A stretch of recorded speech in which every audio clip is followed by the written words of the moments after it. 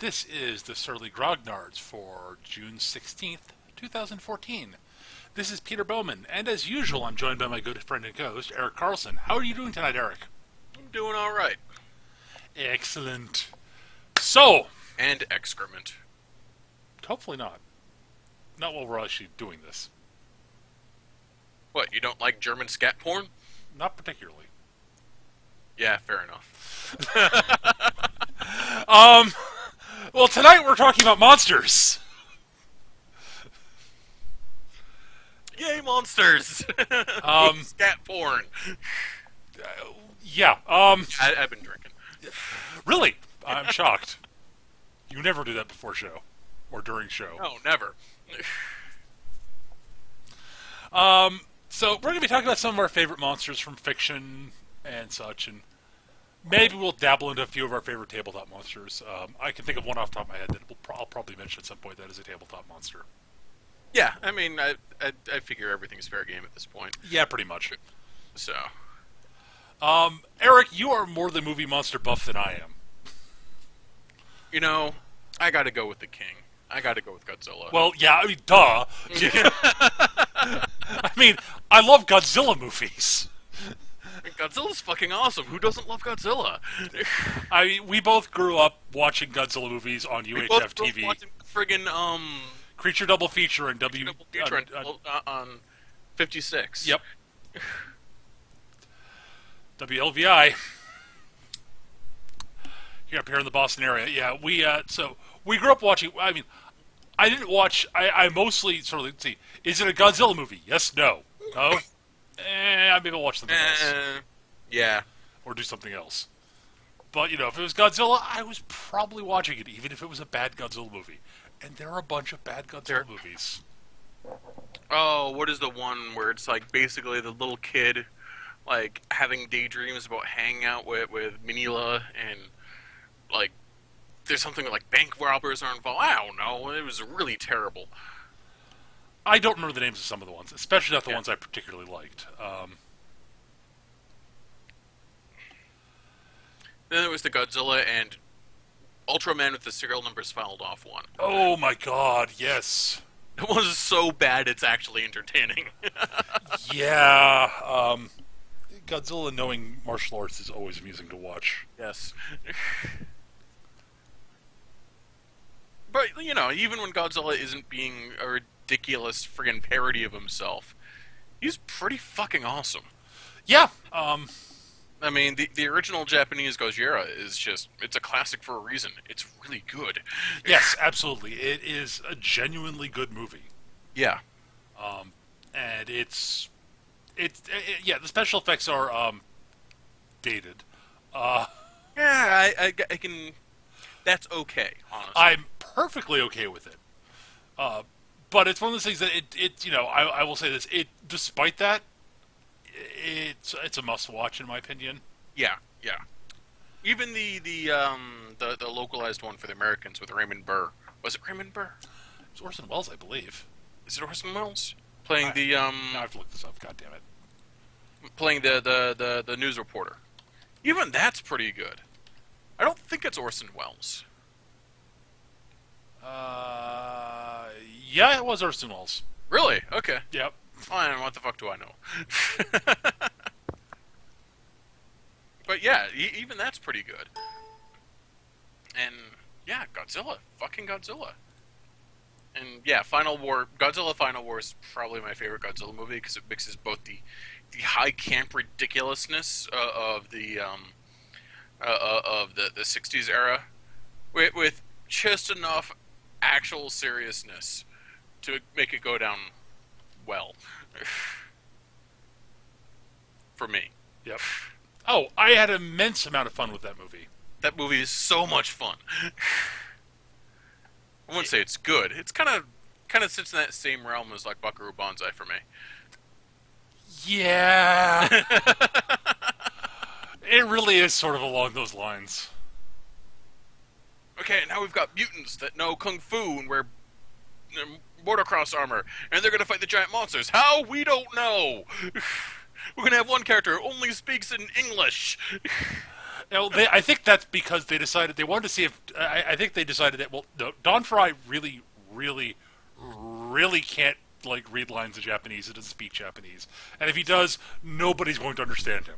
Yeah, so just have him speak Japanese and Have him speak English, and we'll subtitle. Or yeah, that's what I meant. We'll subtitle that in Japanese for the Japanese audiences. And The villain, over the course of the movie, goes more and more anime, complete with the spiky hair. It's amazing. It's just amazing. And gets increasingly more and more frustrated as Godzilla completely kicks his monster's asses. Yes. Yeah, everyone comes out to play in that movie. Everyone. Including one of my actual favorites, whose name always fucking escapes me. Which one? The one with the buzzsaw on his chest. Oh, Gigan? Gigan, yes. Yes. Thank you, Eric. Yeah, Gigan's awesome. He was one of my favorites growing up. Yeah, absolutely. He's fantastic. I mean, he's no King Ghidorah, but who is? Yeah, I mean, King Ghidorah is King fucking Ghidorah. Yeah, I mean, but I mean, Gigan is amazing.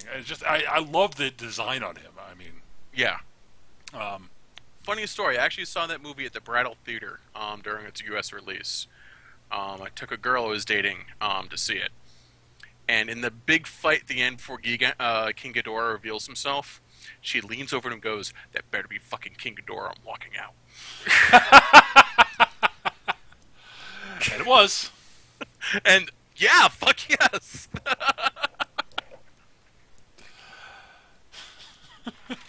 It's like, where's Ghidorah? Where's Ghidorah? Where's Ghidorah? Yeah. There he is! Finally. Ghidorah's awesome. But yeah, that's the thing about the Godzilla movies. They're just, the good ones are a lot of fun. Yes. And they're occasionally actually good movies. Yeah, Godzilla vs. Destroyer is actually actively a good kaiju movie. Oh yeah, absolutely. That was like from the whole millennial era, I think. Maybe that was from the 90s. I don't remember. Godzilla vs. Destroyer is actually really good. Yeah. King of All Monsters was a lot of fun. Destroy All Monsters is another favorite. That's a great one. That's a great one. Yeah, absolutely.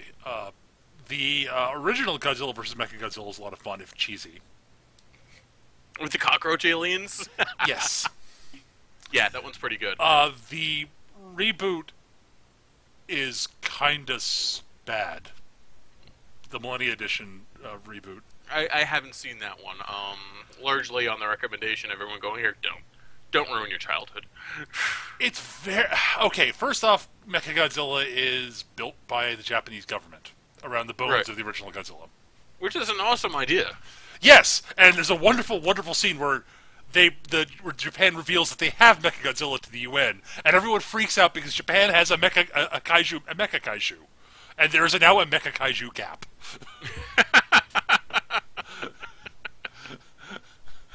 And everyone's understandably upset by this. Japan, you have mechs? You have actual real mechs? It's not just limited to your cartoons anymore? What the fuck? Not just that, it's a mecha kaiju. Yeah. It's a cyber zombie of the original Godzilla. Well, they don't point that part out. It's a giant robotic Godzilla that's piloted. How is this reasonable? Well, it is awesome, is what it is, so that makes it reasonable. It's freaking amazing! And it's just a crying shame the movie's not good. Yeah. The sequel's actually pretty decent. Whoa. Yeah, the movie itself, though, it has some remarkably dumb bits to it. Yeah. That are dumb. I haven't seen it, largely on the recommendation, everyone going, no, don't bother. Although Godzilla vs. Biollante from that same era is just a wonderfully surreal mess. Yeah. It's like, and now there are psychics, and the soul of the girl is inside the giant kaiju rose. Why is Godzilla fighting the rose? Who knows? Yeah. It's... it's interesting as you go along with the Godzilla movies, especially the later ones. There's this sort of weird it seems like the people of Japan in the movies seem to have a very strange relationship with the Godzilla to the point of yeah, Godzilla's allowed to wreck Tokyo, but no other monster is, Yeah. and it's like okay, Hey, no one gets to fuck up our cities except our boy Godzilla. but yeah, I adore Godzilla, always will.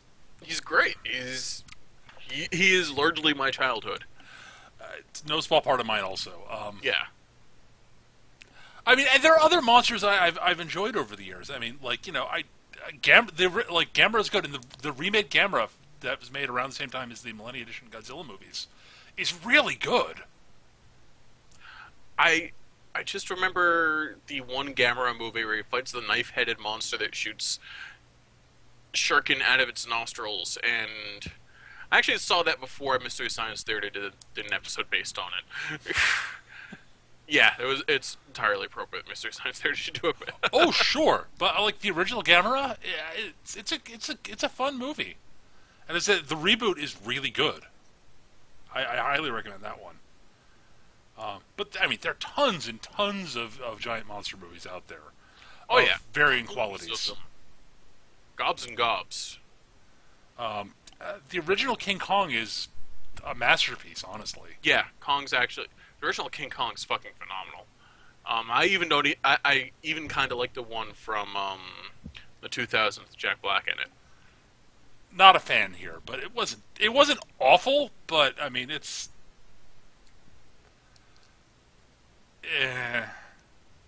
It was all right, and it had that awesome friggin' spider pit scene. yeah. I like the spider pit scene. I'm not a big fan of the movie as a whole. It's not bad. It's Fair just enough. not great. It's thoroughly underwhelming for me. It gets a 20% bonus for being a kaiju movie. See, I think part of it for me is that I'm just such an enormous fan of the original King Kong Mm. that it's one of those movies I just look at and go, I'm not sure why you're remaking it. Fair enough. Yeah. Like, I It's get why you might remake Godzilla, the original Godzilla, like the original Godzilla. I get why they tried remaking the original Gojira, because they've done it like 3 times now. 50,000 times, right? With the exact same story. Yeah. I mean, they did it in 1984, and it didn't work as well. They did it one other time, if I remember correctly. Not counting the times they've tried to do it in the States. The new Godzilla. I haven't seen the new Godzilla movie. I've heard it's fun. Neither have I. I've heard conflicting stuff about it. I've heard it's fun. I've heard it's not good. I've heard that it is good. I've heard that it's only worth it when Godzilla eventually shows up. I've heard that it's a pretty good bit of suspense and not revealing Godzilla till later. And yeah, and I've heard lots of conflicting stuff. Yeah, my gut feeling, honestly, is from a movie standpoint of it being purely a movie, it's probably for the best if they don't reveal Godzilla too early. Yeah, From a wanting to see monsters beating the crap out of things standpoint, you want Godzilla revealed early. It depends on what type of movie it's going to be. that's true. That is true. I mean, that's like the Also, greatest. if you're gonna make us wait on Godzilla, then you absolutely have to make sure that the human drama you're basing around is well done. Oh, absolutely. I mean, as I say, like one of the greatest strengths of Jaws, which is effectively a monster movie, Yeah, Jaws is a monster movie. and probably one of arguably the very best of them. It's from a movie standpoint, it's probably the best one. Maybe. I mean, from a filmmaking standpoint, Jaws is amazing. I guess. Yeah, Jaws is a monster movie. I was gonna say Alien, but Alien's more of a haunted house. I'll stand. I will take Jaws over Alien any day of the week, as a movie purely, ignoring anything else. Like I'm not even talking genre. As a movie, I'll take Alien over Jaws. I can't. I won't argue with Let's you. kung fu fight to the death. Honestly, I'll fight you on that. I mean, it's because the acting, this dialogue, the pacing, the fact. I mean, both of them do a brilliant job at not revealing the monster until the right time. Now that was accidental in the case of Jaws.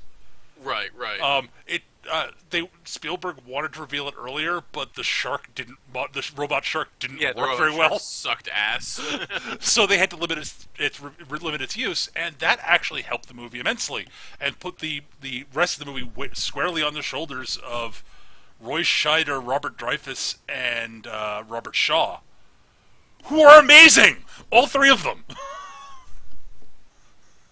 Yeah, no, I'm not denying that Jaws is a good movie, but Aliens, the atmosphere and design work in Alien, again, I'll go to town on the pacing on that. That is a beautifully paced horror movie. Oh, sure.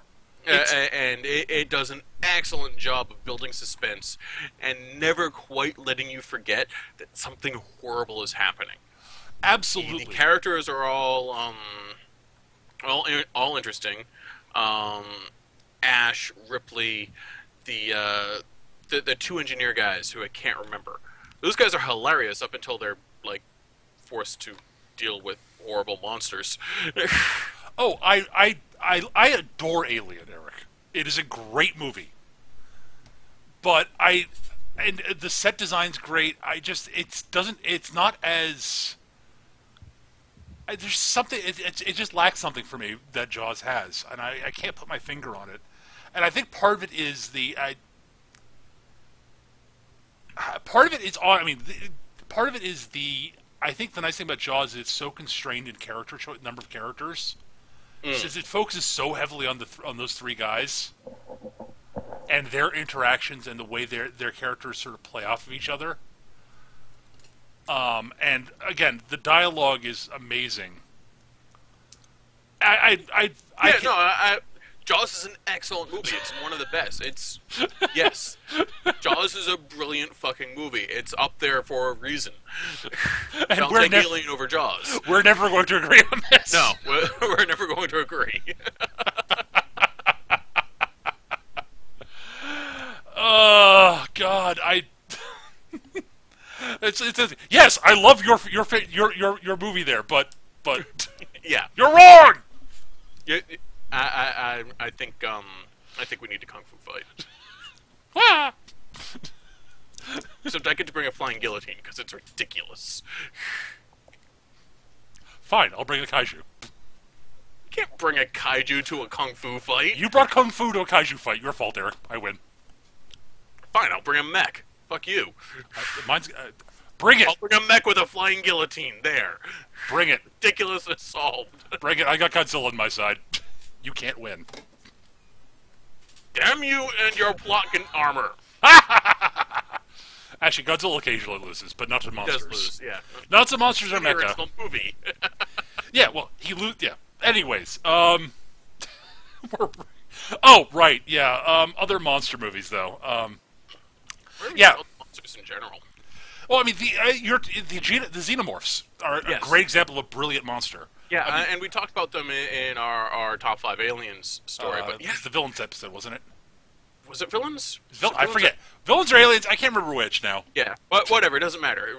We talked about them, and yeah, the xenomorph is just, it's all about making you feel uncomfortable in weird subliminal ways, not even completely dismissing the fact that the thing is made out of black rubber dildos. It's everything about it is just all about making you feel uncomfortable and horrified and like Prey. The thing slithers through the dark. It's all chitin with no eyes. You can't tell. Like, the whole no eyes thing was a brilliant design choice. Absolutely. The fact the damn thing's got two mouths, one inside the other. Oh, it's so. I mean, I love it because it's so the xenomorphs because they are so simultaneously so inhuman, but they're still because they're still they're still bipedal, and they still got that sort of bipedal, and they're still bilaterally symmetrical. Right, so they're not. I mean, they don't quite hit the uncanny valley because they're not at all human. Right, but they're profoundly disturbing. Yes, and when they're when they're filmed right, all you see are like the highlights glitting off the black chitin Yeah, yeah, and those bright silver teeth. yeah. Oh, it's fantastic. Yeah, it's a brilliant monster. It's beautifully realized, designed by Giger, one of the greatest artists and illustrators of the modern age. Yep. Um, yes, better than Coons. Fuck you, Coons.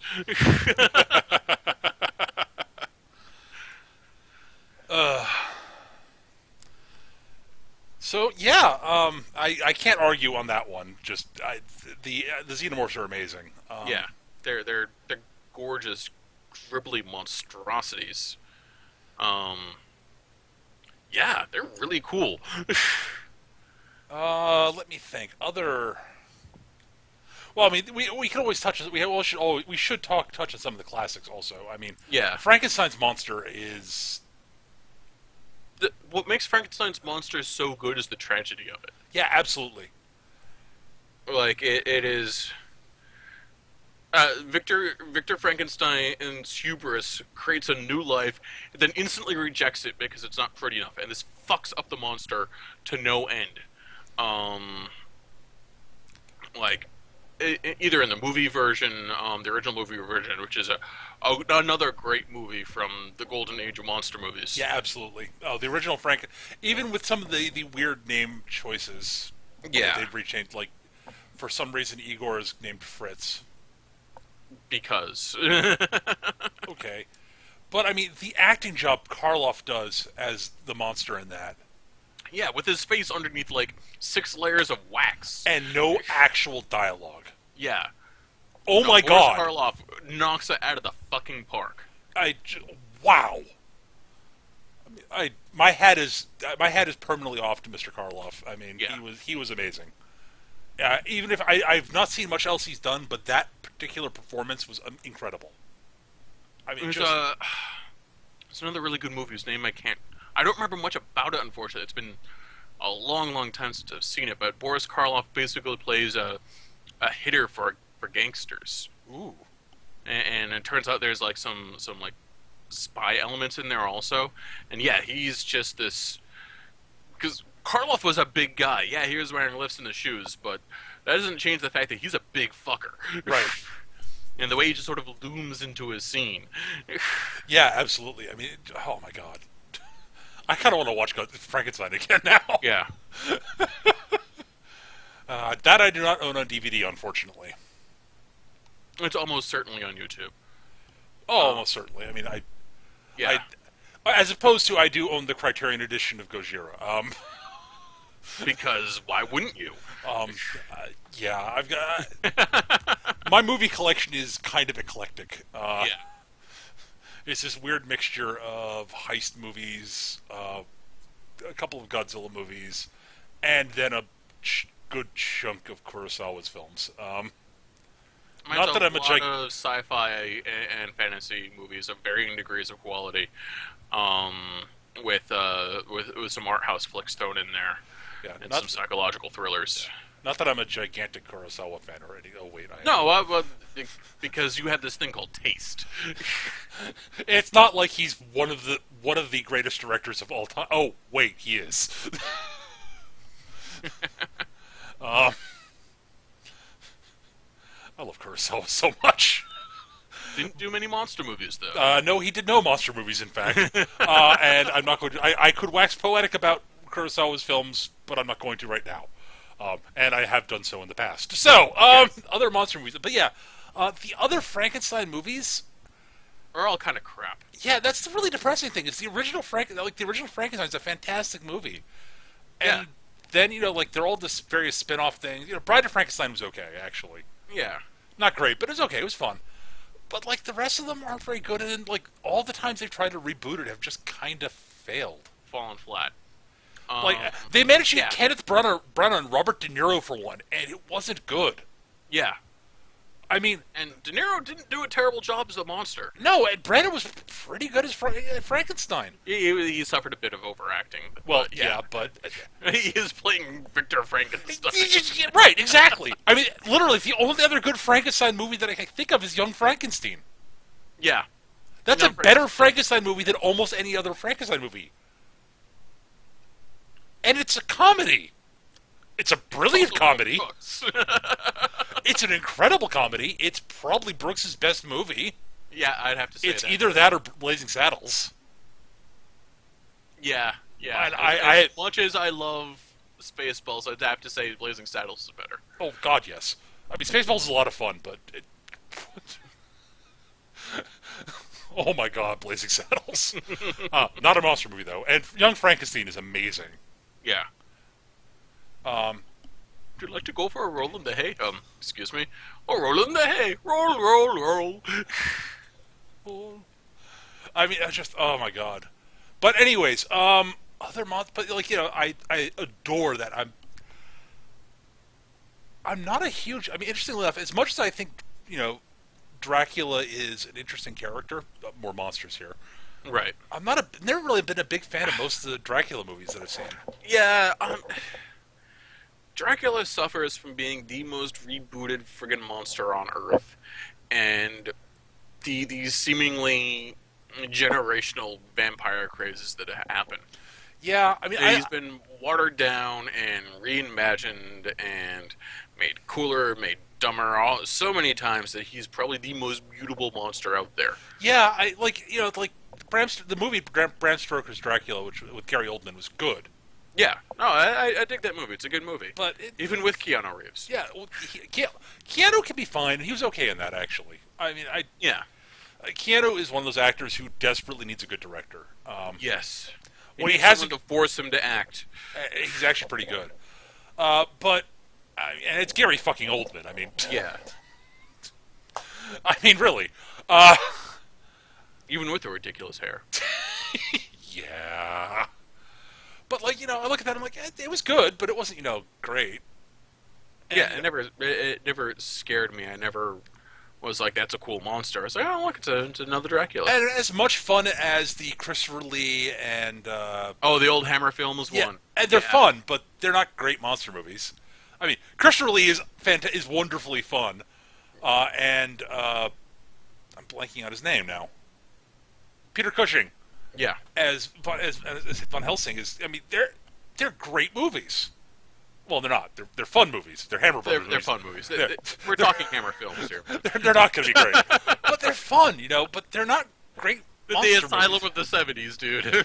Yeah, I really enjoy them, but they're not great monster movies. And I think part of that is that Dracula is just not as compelling a monster as say Frankenstein Yeah. as a monster, And I think part of that is he's too suave. Yeah, he's definitely too suave. He doesn't I really mean, play as a monster, is what it boils down to. he's He's a villain, not a monster. a villain. Yeah. And I think that might be the crux of it. He's too human is the issue. Yeah, he's got that's it. supernatural powers. Yeah, he eats people, but at the end of the day, he's just a dude in need of dental work. As opposed to Nosferatu. Yes. Now that's a brilliant fucking silent film. See, I had a plan for this actually. Yeah, and a lot of the elements that apply to the xenomorph apply to Nosferatu. Oh, It's absolutely. He's just inhuman enough to make it to give you that squick factor. The way he moves, oh man, the fucking shot where he's at the top of the stairs, Yes. in silhouette, and it's just a shadow coming up over. Oh him. my God, that's a great Oh, shot. God, that's a beautiful shot. Yeah. Oh my God, oh.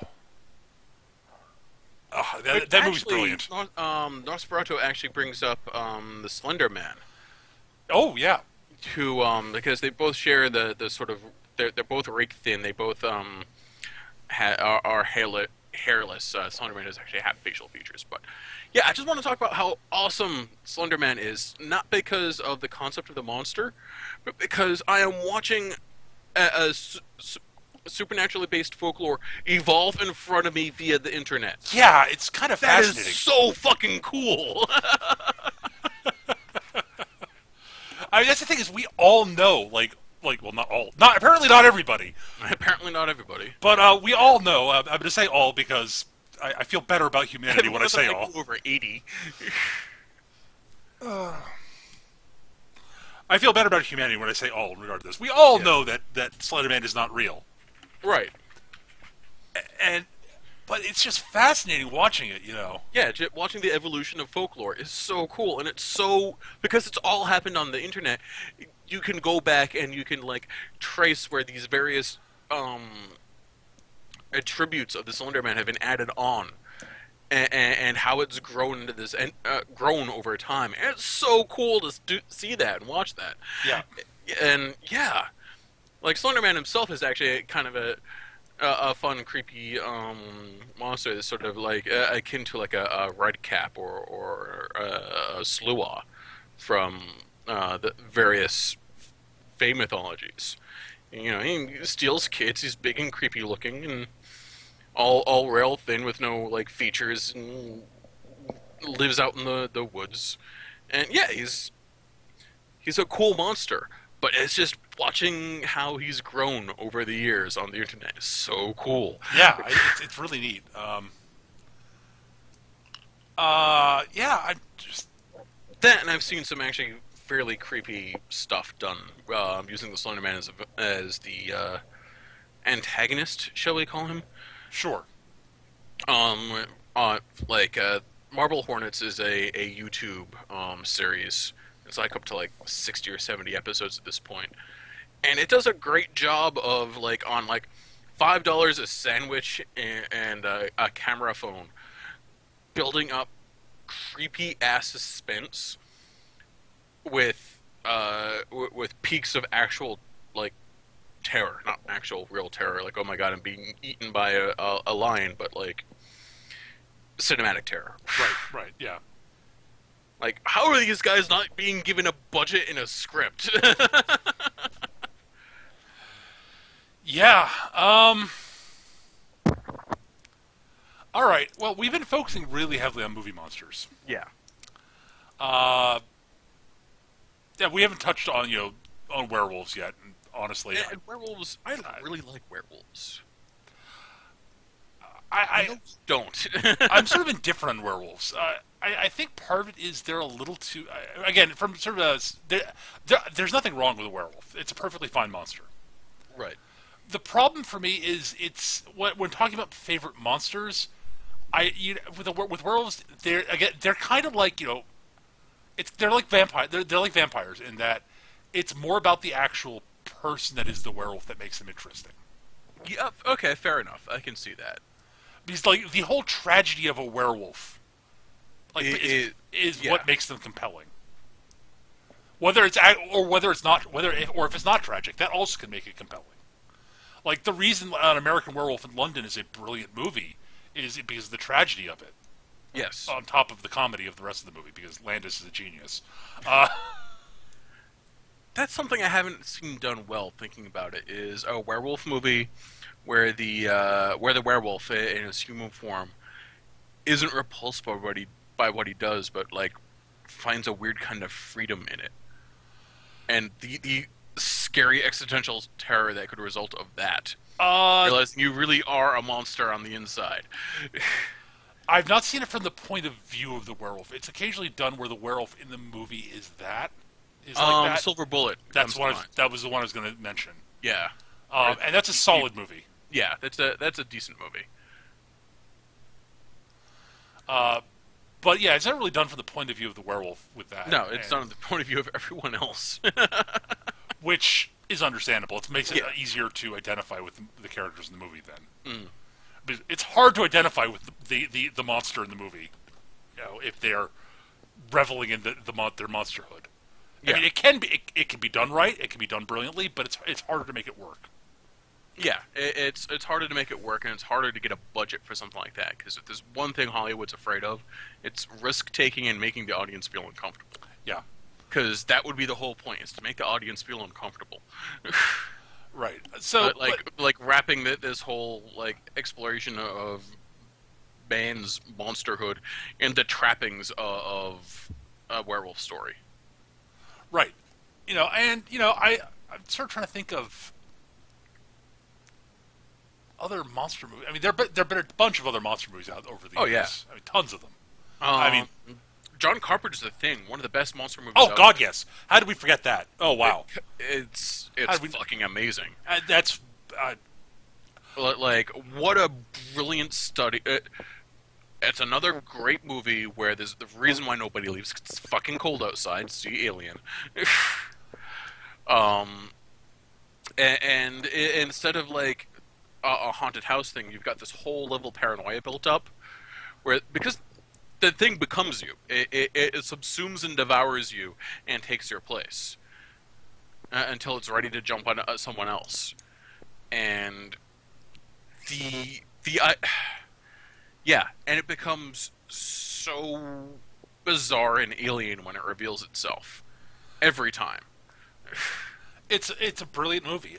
Yeah, and, Just wow. yeah, and oh my god, there's just that one scene where the one character has a heart attack, and they Yes. try to save him. They pull out the defibrillator to resuscitate him, and his chest opens up and bites the doctor's hands off. Right. And it's like, what? I remember seeing that as a kid and going, what? I Yeah. woke my parents up shouting, what? Let me guess, you weren't supposed to be watching that at that Of point. course not.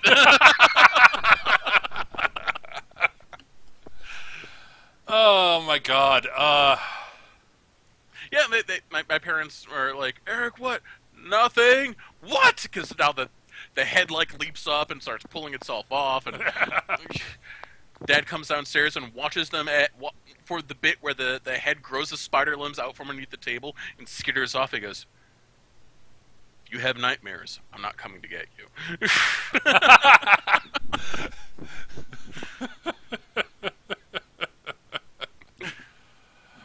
Oh gosh. All right.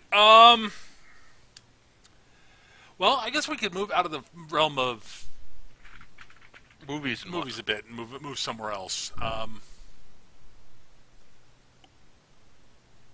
You know what? I love trolls.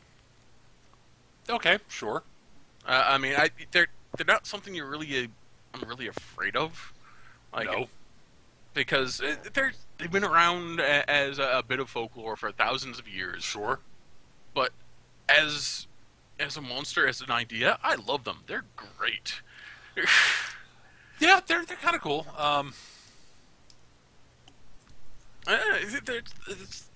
Uh, yeah, I know the I like the whole like primal nature of them, Yeah, sure. and I know that you're not so big on that, but I like trolls. They're fine. They don't speak to me as a monster, I guess is what it boils down fair to. enough. It's just that the whole like gluttonous eating everything around them, turning to stone and sunlight, all of that is really cool and I really like. Being vastly more physical than mental. Although you do have stories about smart trolls. Yeah, and those are actually usually vastly more interesting. Yes. And really hard to find. Because you usually don't hear them outside of actual Scandinavia. Right. Yeah, I mean, I like trolls. Trolls are fine, but I don't know. I'm trying to think of. See, I'm trying to think of monsters outside, like that are not like tabletop gaming specific. That Alright, fair enough. that like that I'm just I mean, there's plenty of great folklore about trolls. Is I mean the point. Yeah, which is why I brought them up. This is a tabletop monster. Right. No, that's what I'm saying. Is I'm just trying to think of ones that aren't tabletop for myself, Oh, okay. and I'm like, well, Beyond Dragons, obviously. I mean, Right.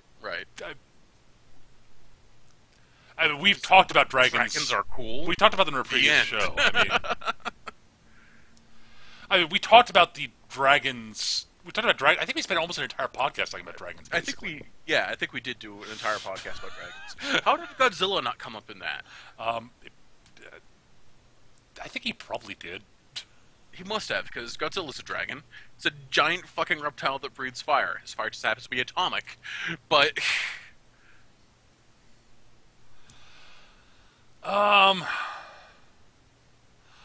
All right. This is somewhat. I'm not gonna. Some of the Rio in the chat brought up a couple of ideas to Mm. mention, but one of the ones he mentioned made me think of one. Okay. And it's not one that anyone would necessarily inherently think of as a monster, but it basically is in the way it's presented, especially in the first time it shows up, which is the Borg from Star Yeah. Trek. The first time the Borg appear, they are, and even the second time in Best of Both Worlds Parts 1 and 2, Yeah. Best of both worlds. They definitely serve the role of a monster. they are one of the all-time great monsters. Yeah. Thinking about it, I just like, yeah, the Borg, They're like the thing from the thing. yeah, And that they take you, they devour you and make you one of them. And that's terrifying. That's part of why the Borg are scary. It's part of why the zombies are scary. yep. Something that gets lost on a lot of zombie media. Well, yes, zombies are kind of overplayed. Zombies are wholly overexposed, unfortunately. Yeah, honestly, I love them to death, but they are wholly overexposed. and I mean, as we said before when talking about the Borg, the Borg in those first 3 episodes are the reason they work so well. Is they are one of the rare times in Star Trek and science fiction in general when you have genuinely alien aliens. Yeah. And where the whole Starfleet philosophy of we will make friends with it, we'll try to make friends with it, and that usually works. It just doesn't apply. You can't make friends with the Borg. They're No. not interested in friendship. Their idea of friendship is eating you and making you them. Friendship is irrelevant.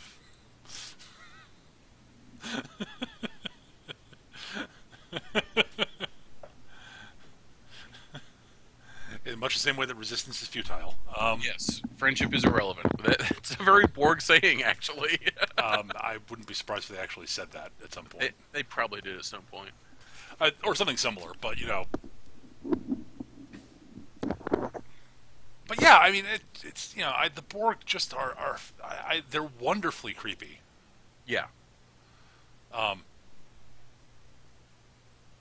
And that, yeah, they're cyber zombies. They're space cyber zombies. yeah, but they also have that horribly alien sentience about them too. Yes, and very intelligent. Like they, in those 2 episodes, you just see them 3 episodes, two, what was a 2-parter? That you just see them plow through because they can. They don't need to think too hard about how to deal with it because they outtech everyone by such a ridiculous amount. Right. It's And it's something that kind of gets lost in later iterations of the Borg is the fact that they can be smart and cunning. yeah. Well, the Borg kind of fall off a cliff in terms of how they're handled after that. Yeah. Until basically the first half of the 2-parter in Voyager, where the Borg show up, where the Borg are treated like the Borg again, and then they stop being the Borg again. And then the fucking Queen comes out. Man, fuck the Borg Queen. Like, what a terrible idea. The Borg don't need a queen. Like, maybe if the Borg Queen served the purpose of Locutus as a voice piece in dealing with more individualistic species, because that I would have been okay with that. Like, the Borg hit on the idea. Okay, all of these species here very much value their individuality, so we will create a mouthpiece to be our face. So we created Locutus. Cool, got Locutus out. Well, let's upgrade a Borg into another a drone into another mouthpiece, and now we have the Borg Queen. Cool. But they gave her a personality that made her far too human. Yeah, it was just like, She, no. A goddamn friggin' mustache twirling. Yeah, she twirls her. If she had a mustache, she would twirl it. That's the Borg. And then every iteration of her. And as I said, as bad as the rest of the Borg were in Voyager, that first episode where they showed up, where they ran into them, Our space is vast. Yes. The communication of the Borg comes up on screen. It's a shot of just an interior of a cube. It's like, yes. Yeah. And the Borg are like, we're not fucking around with you. We're not talking with you. We're not like trying to invoke dialogue with you. We're going to do this. Oh, you're putting us over a bit of a barrel. All right, your actual statement, what you've planned is actually something we can't inherently solve. Damn you. Well Right. done, meatbags. Well, okay, you well played. What do you want? Okay, that's just completely impractical. We're not going to do that. No, you don't understand. We have lots of space. You're the Borg. It's what we do.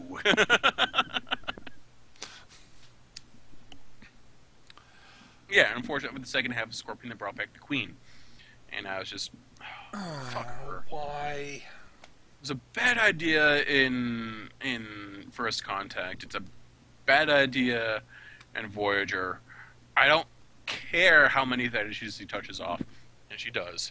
Just no, she is not for the Borg. Yeah, well, they'd already ruined the Borg by that point, so I'd sort of given up. The Borg are well and truly ruined with Hugh, honestly. Yeah. Like Voyager catches a lot of flack for ruining the Borg. TNG killed their own best monster with Hugh. Absolutely. And with what Lore did with them. It's just like, no, stop that. Yeah. No, we don't want individualistic Borg. That's not the point. That's not the point at all. And it's not even interesting. Stop it. Yeah, we could talk about dragons, but, we spent an entire episode talking about them, so we're not going to do it And again. they come up every other episode, honestly. So, yeah. dragons, kind of awesome. Dragons are awesome. They're good monsters. They really are. But I do want to touch on one tabletop fantasy monster, which I think doesn't get enough attention in terms of how... I mean, in some ways it is sort of a flagship for its company, but people don't really think about it as much. And that is the Beholder. You know what? I called it. I was like, he's going to say the Beholder. He's going to say the Beholder. You said the Beholder, because the Beholder is fucking awesome. I mean, when done right, a Beholder is simultaneously just this completely alien, bizarre, horrifying, death-dealing monstrosity. And you can't deal with them directly because they got fucking death rays. And yet they're also savagely intelligent, cunning, and clever. And wholly alien. And they're just, they're wonderful, wonderful monsters. They're just, it's just one of those ones that a lot of people sort of, miss. I think part of it is people are like, okay, how do I bring a Beholder out here? Okay, well, it's got death rays and flesh is stone, and how the fuck are people supposed to fight this thing?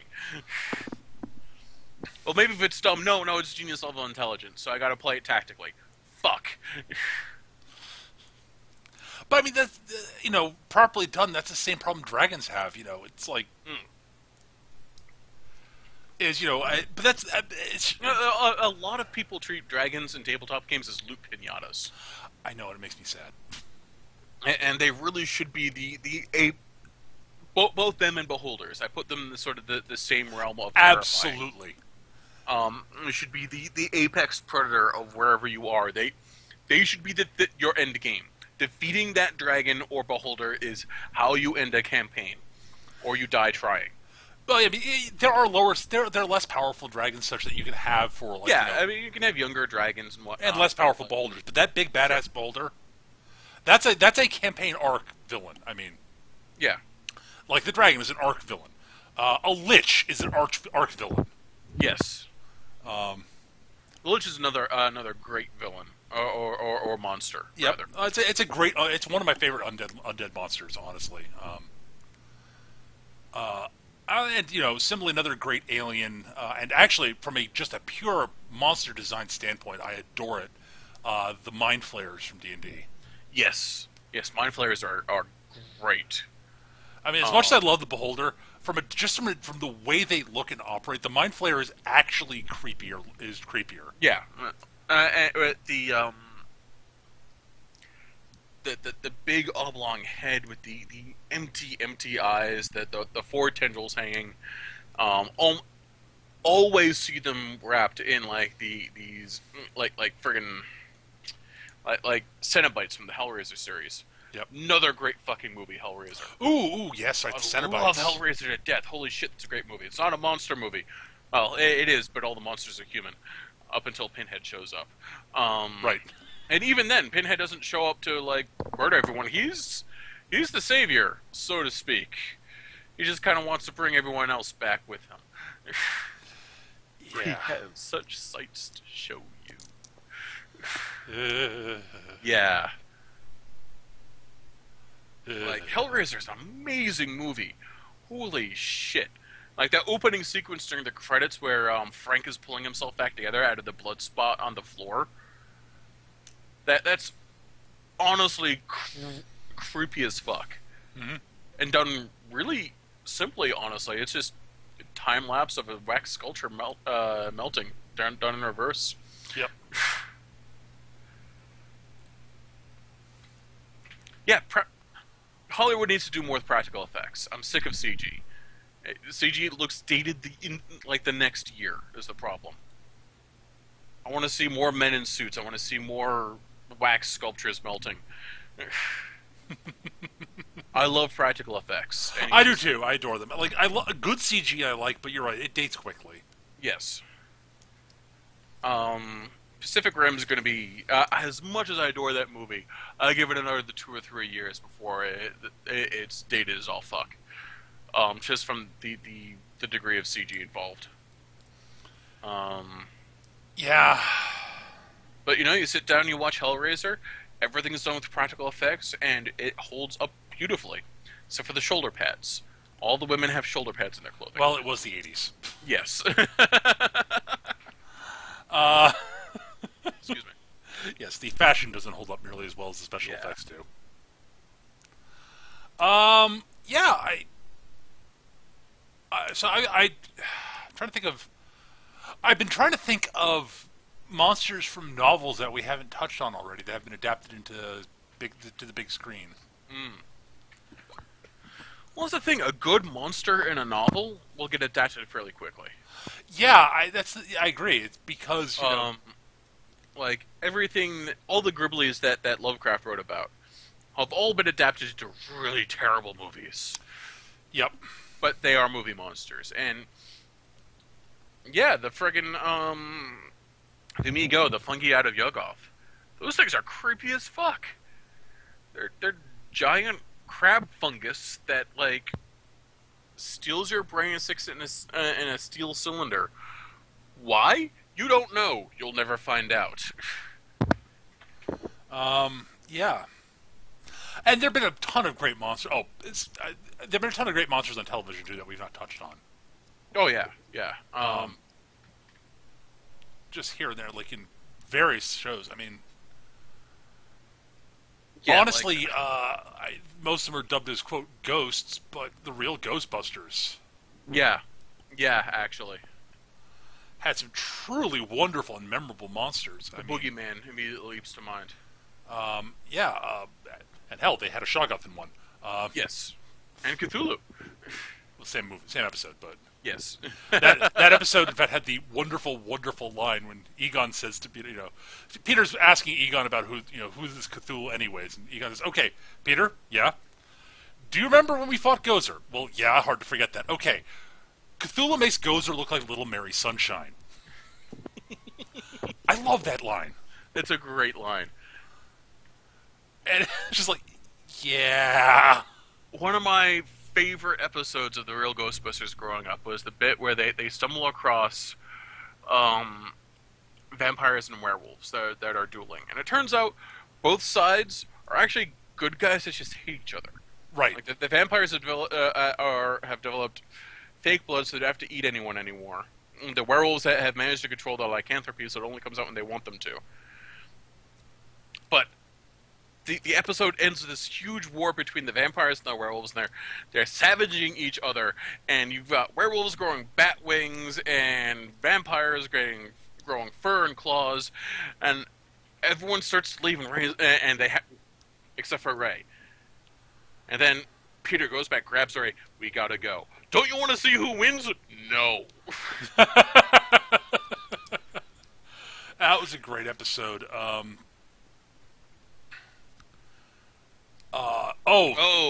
Someone in the chat brings up the Weeping Angels from Doctor Who. Oh yes, yes, yes, oh yes. Those are wonderfully creepy. those are great monsters. That whole era of Doctor Who had great monsters. The Weeping Angels, the Nashta Verada from the library, the sort of shadows that eat you. Yeah, The Silence, another great monster. Uh, and it's all about things happening when you're not looking at it. Shadows only strike when you're not looking at them. The Weeping Angels only move when you're not looking at them. The Silence, as soon as you look away from them, you forget their existence.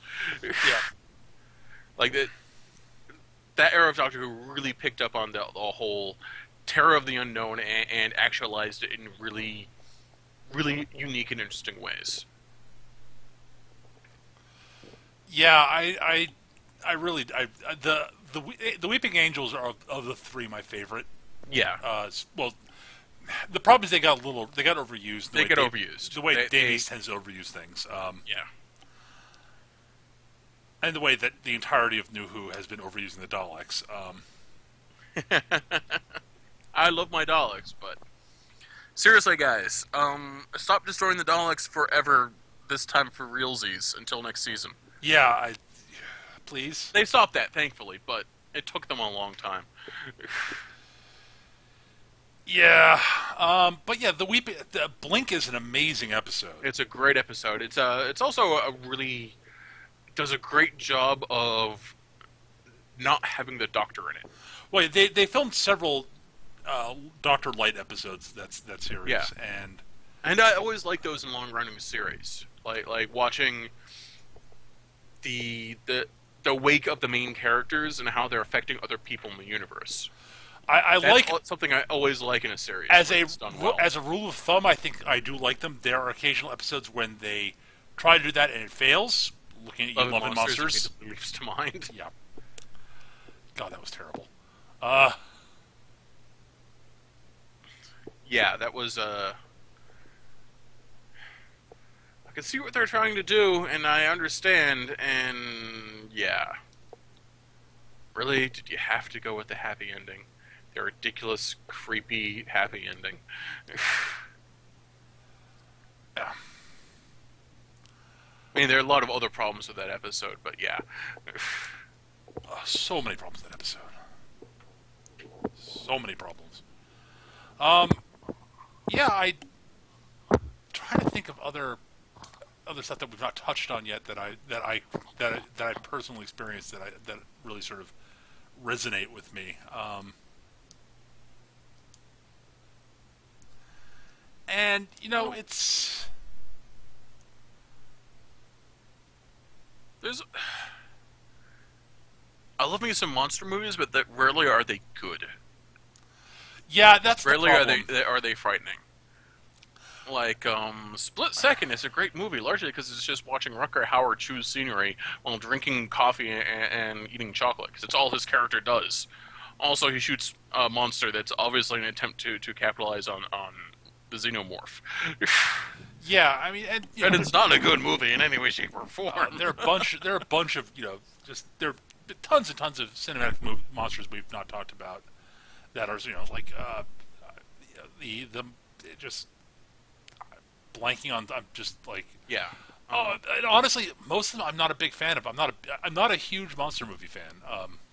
I do, but a lot of them just aren't worth talking about. Is the problem?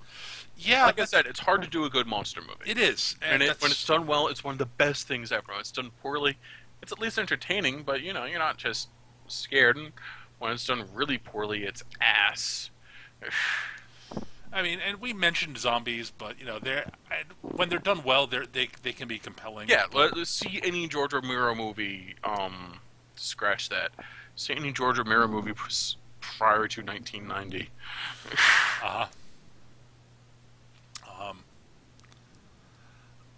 But I mean, honestly, I'm thinking about it, and again, I sort of as much as I mean, Godzilla is the king of monsters for a reason. Yeah, because he's the fucking king of monsters. Right. The end. But I think the more I think about it, for me it almost boils down to outside ignoring Godzilla and Kaiju because they're in their own entire separate sort of category. Right. But I think honestly, the one that I think is my favorite might just be Jaws. As You're simple wrong, as but a that's okay. giant man-eating shark is, You're wrong, but that's okay. there's just something about. But a part of it is that that it's because it's still grounded in reality, Fair enough. and it taps into some very, very primal fears. Oh yeah, certainly. But I would argue the Xenomorph does that better. Because it's leaping from the dark. It's because it is itself so alien. It also is so very aggressive and obviously wants to hurt you. And yeah, and they both play off the fear of being eaten by an apex predator. Yeah. Oh, sure. Absolutely. They're both great. Again, I'm not dissing the xenomorphs. Yeah, and yeah, I mean, we're never going to agree on Jaws versus No, Alien. we're not. We're That's never going to agree on that. Oh God.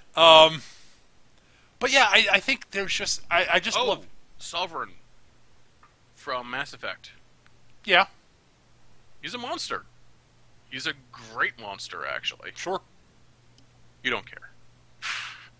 No, I've not played. Part of it for me is I've only played the original Mass Effect. Right. And yeah, Sovereign doesn't show up for the other ones, but his effects are felt throughout the That's the entire. thing is, yeah, and it was okay. He's just a wonderful iteration of something so vast and dangerous that has trouble communicating with you and doesn't really want to, but needs to achieve its goals. And you really get the sort of sense of disgust at putting its thoughts to something so crude as language when it talks to you. Yeah.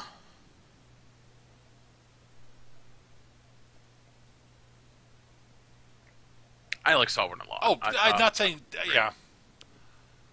I don't know. I'm just sort of still hung up on just the sheer simplicity of Jaws and why I think that's part of the reason I adore it. Oh no, Jaws is a great movie. It's a really nice, simple monster movie, and beautifully executed. It's great. It's just not as good as Alien.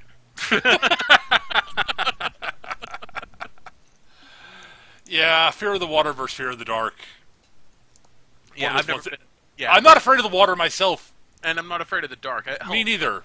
Live in the dark most of the time, but that feels closer to me than Fear of the Water.